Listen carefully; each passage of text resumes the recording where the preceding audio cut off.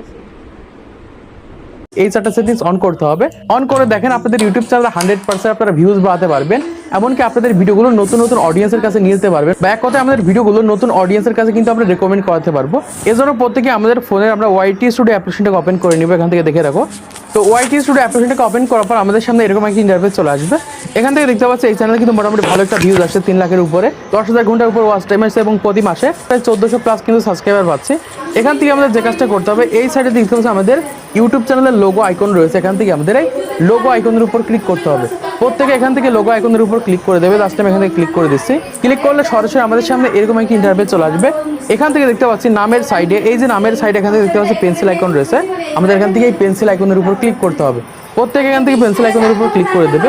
তো পেন্সিল আইকনের উপর ক্লিক করার পর এখান থেকে আমরা একদম নিচের দিকে দেখতে পাচ্ছি হোম ট্যাব বলে একটা অপশন রয়েছে। আমরা এখান থেকে হোম ট্যাবের উপর ক্লিক করে দিব।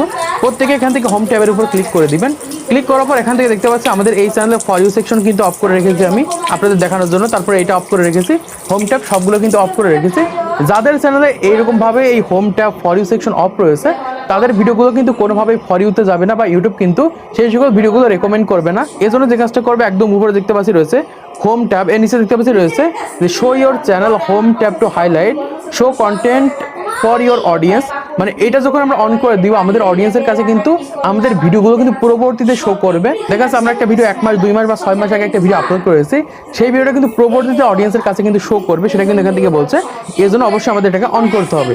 অন করার পর এখানে আমাদের সামনে এরকম ইন্টারফেস চলে আসবে। এখান থেকে আমরা দেখতে পাচ্ছি ফর ইউ সেকশন রয়েছে যে ইউটিউব রেকমেন্ডেশন ইয়োর কন্টেন্ট, মানে অবশ্যই এটাকে অন রাখতে হবে যদি আমাদের ভিডিওগুলো অডিয়েন্সের কাছে রেকমেন্ড করতে চাই। তো ফার্স্টে এখান থেকে দেখতে পাচ্ছি এরকম একটা অপশন রয়েছে। আমরা এখান থেকে ফর ইউটাকে এখান থেকে অন করে দিব। প্রত্যেকে এখান থেকে এটাকে অন করে দিবেন। অন করে দেওয়ার পর এখান দেখতে পাচ্ছি রয়েছে মোর সেটিংস, তোমরা সবাই দেখে রাখো।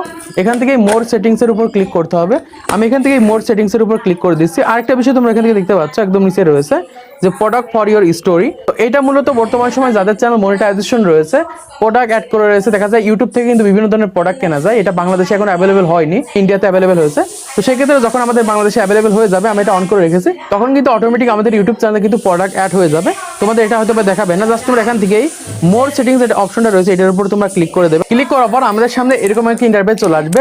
এখান থেকে আমরা দেখতে পাচ্ছি যে ফর ইউ সেটিংস বলে এরকম একটা অপশন রয়েছে।